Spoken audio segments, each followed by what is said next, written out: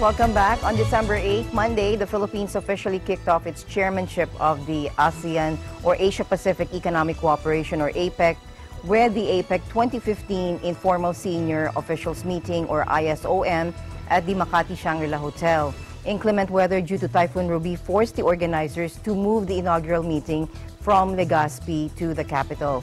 Executive Secretary Paquito Ochoa Jr. said the Philippines is looking forward to hosting the 2015 APEC Summit, its first since hosting the conference in 1996. Now we have here on the studio our resident ASEAN resource person, Dr. Carlos Tabunda Jr., who was at the APEC 2015 Informal Senior Officials Meeting to give us the details about what was discussed there. Welcome, sir. Good afternoon again, Alma. Good afternoon again, Naya. Thank you it's nice to be back here again to the program. So yesterday, actually 2 days, December 8 and December 9, we had the informal senior officials meeting, which kicked off the series of meetings for symposiums among the member countries of the APEC. And the event yesterday was attended by, I think, there were about 500 people who came, and many of them, of course, were foreigners who came from the different APEC member countries.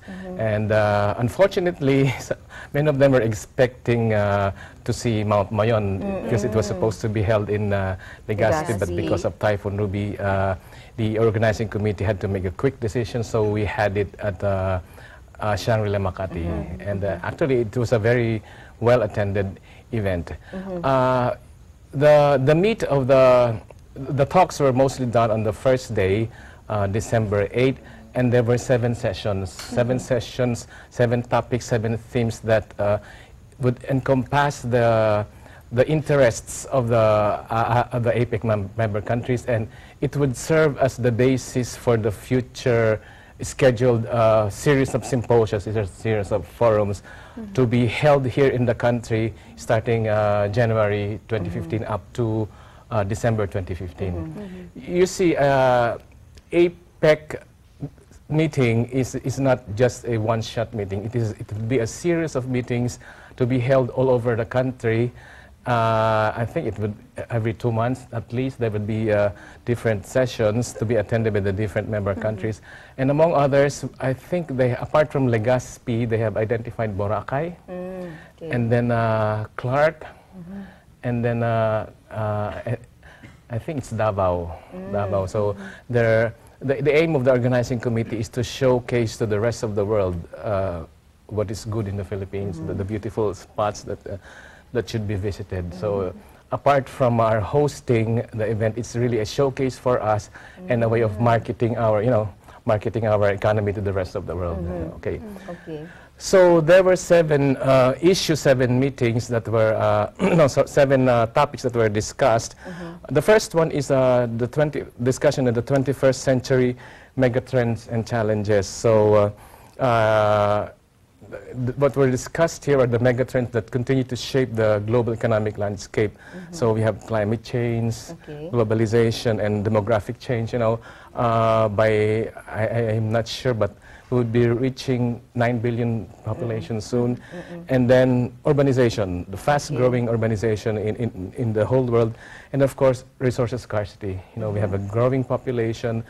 The natural resources of the world is not being replenished, so what do we do? So among others, those were discussed. So also the emergence of new technologies to the overgrowing share of developing economies, so global trade and investment. What was highlighted there was the bigger share of the developing economies in the world. And among others, of course, we have ASEAN as a regional grouping. Hopefully it will become one of the biggest economies in the world soon. Okay, and then there were questions as to how all these developments, how these megatrends and challenges relate to inclusive growth. So what do we do with the rest of the world who are not actually coping up with economic developments that is happening around the world? And then does this massive growth in international trade have something to do with alleviating poverty? Of course. And then the next session, of course, one of the overarching themes is the attainment of inclusive growth. So the second session was towards an inclusive growth strategy for the APEC region. So what was discussed was what should we do what should be done to bridge the gap between developing and developed economies. You remember ASEAN, that's one of the purposes of ASEAN integration, dividing the economic, bridging the economic divide between among the richer member countries and the poorer member countries. So that's also true with the APEC economies.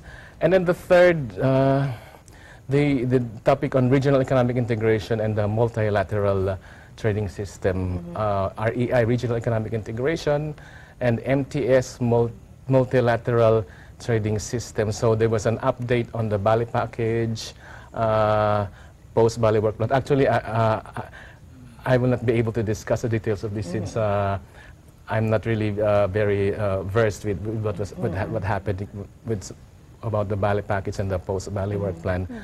And then the fourth was regional economic integration and inclusive growth again. How do you enhance the regional economic integration agenda? So what was discussed here were across the border, at the border, and behind the border issues that continue to define 21st century economic trade. So we also discussed connectivity at different fronts that continues to underscore efforts to achieve regional economic growth. The free movement of goods sounds like really ASEAN integration.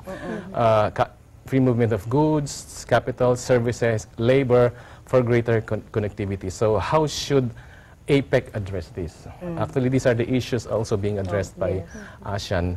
And then the next session is the contribution of SMEs to economic growth, small and medium enterprises. It was revealed there during the forum that more than half of the world, more than half of economic growth in the world is really contributed by the small and medium enterprises. So there's really a need to address the growth of SMEs if we are to really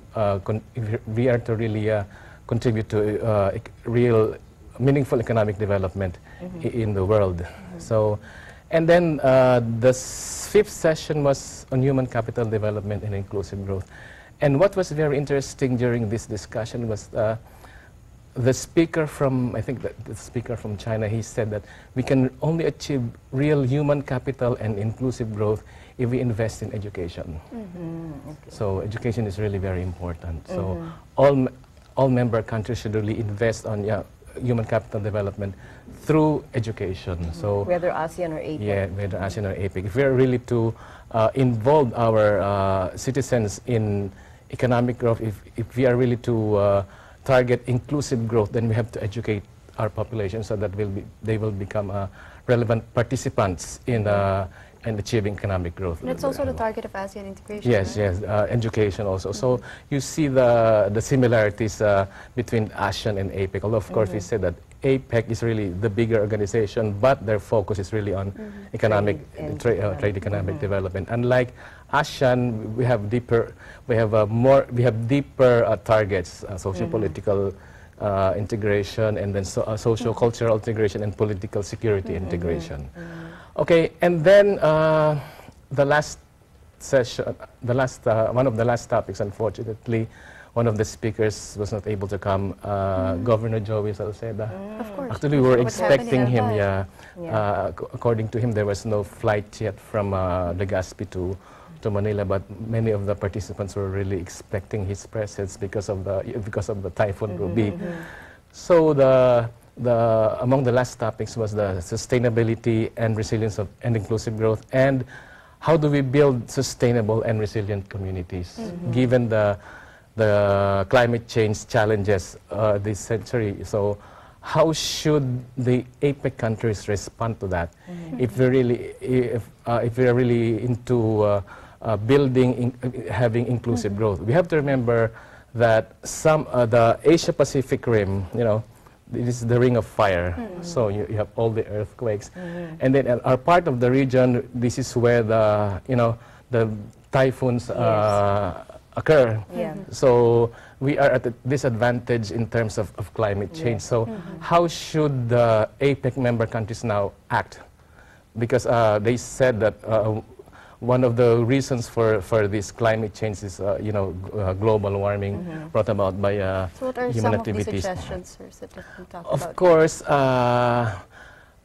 of course, the usual the useful recommendations that at least, most especially the industrialized countries, should really help in reducing the negative impacts of climate change. Actually, the details of this will be discussed later in the succeeding meetings, in the succeeding symposiums. They are layouting everything that they will be they talking just about. laid out the themes to be discussed during the whole year when the Philippines will be hosting the APEC.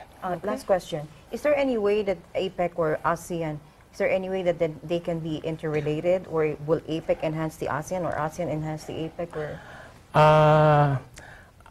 not really? During the meetings, there was really no conscious discussion on integrating the two groupings. But I think during the succeeding meetings, this will be discussed. This will be tackled. Okay. Okay. All right. Thank Thank you you. very much. Thank you for having you. Thank you for Creating the gracing our program. show. Yes. I'm always here anyway. Yes, that's right. And you should be. All right, we'll be back. Thank you very much, Dr. Carlos Tabunda.